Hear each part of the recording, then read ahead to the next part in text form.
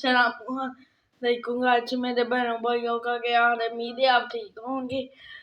तो आज मैं अपनी डेली रूटीन 2000 years later. आज मेरे छूने टच हुए।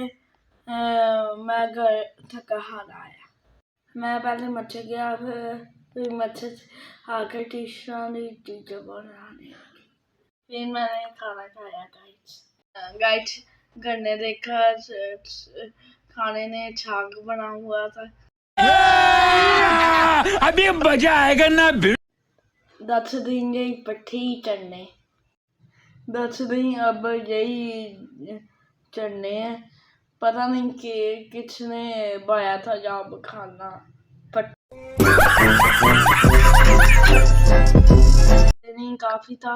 उम्मीद है आपको मेरा व्लॉग पसंद आया होगा। चैनल को लाइक करें, शेयर करें, बेल आइकन का बटन दबाएं, सब्सक्राइब करें। अल्लाह हाफिज।